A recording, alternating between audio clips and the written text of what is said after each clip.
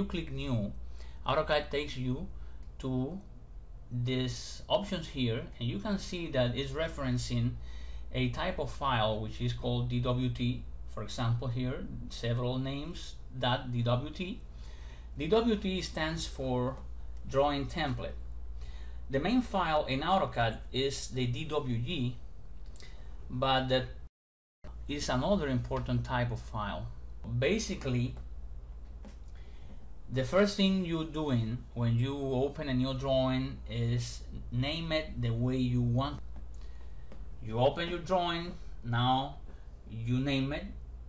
Right now we're going to select a name for it, in this case my project, and when you open up the several types of files you can save in, you can see that there are several years there. You need to remember that when you're saving, most likely you will try to share your drawing with who have an older version, so you need to save your drawing in the format that they will be able to open. Also, CAD has an automatic save feature. Let's access it by going to application menu button, options, and here when the option dialog box comes up, you see that there are several tabs there like open and save, and here we will specify the time for the automatic save. We have it here to 8 minutes. Let's put the default, which is 10 minutes, and you can see also the box where it says create backup copy with each save. That means that every time it's saving is creating a backup copy. This means that automatically, without you knowing it, AutoCAD is going to save your work after 10 minutes. So that's for you to keep in mind, that AutoCAD is saving for you. In addition to that, we'll come later to this, but if you type options also, it will come up the same result. You don't need to go to the application menu button. You just type it in your keyboard and the option comes up. You have several other tabs there. We'll return later to learn a little bit more about that. So another very important utility is the Drawing Recovery Manager, which you find application menu button, go all the way down, Drawing Utilities. On the right, scroll down to the bottom, and you see there, open the Drawing Recovery Manager. The Drawing Recovery Manager is a very useful utility because sometimes AutoCAD might crash unexpectedly, and then you have lost all your work. But because you already saved there, you set there that every 10 minutes it will save automatically. That means that here you have the files that are being recovered. The backup file that by default is in the Drawing Recovery Manager is always one save behind your actual work. That means if in the next 2 minutes AutoCAD crashes, that the last saved is already protected there. Okay, you most likely remember we had a file open there, but we open a new one. Another important feature that AutoCAD has is that you can work with several drawings at the same time. We go to the View tab in the ribbon, and there we go to the User Interface module, and then you have there a button which is called Switch Windows. You can see there that we have right now 2 different drawings open. If you click the other one, the desk that we have at the very beginning comes up. You can see it there. We have in the background the other one. As you can see, every window has its own buttons: minimize, maximize, close. So basically this is typical of a Windows environment. You can have several drawings open at the same time.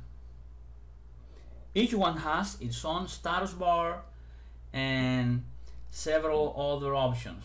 Another way to access the same thing is if you go all the way down to the status bar, you have there a button which is called Quick View Drawing, and you just point at it.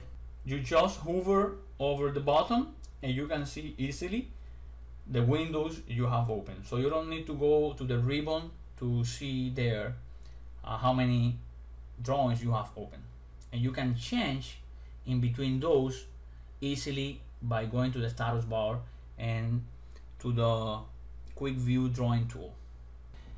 However, when you got the new drawing, in this case the template, it has its own drawing units. AutoCAD by default comes up with decimal system. It's going to the application menu button, we click there, we go all the way down to drawing utilities, we point at it, and on the right you see the second from top to bottom is units. After clicking units, this drawing units pop-up comes up. You see here by default it's decimal, and you can change it there to architectural, engineering, some others. Then you can specify the precision and several other options. Go on your own and work with it. So let's put it for us architectural, let's leave it like that right now. And from now on, whenever you specify which size, if you click line for example, it should be input in AutoCAD in feet and inches because you selected the units of measurements as architecture. The other basic setting is the limits of the drawing. You can access that, you can specify that limit by typing in your keyboard limits. When you hit enter, you see that it says limits, specify lower left corner, or give you on or off. You can turn on or off this setting, and then you can input there the limits. Of course, as we already spoke, the environment where you work with is infinite. However, you don't want to spend valuable resources of your computer, so you can limit where you will be able to draw.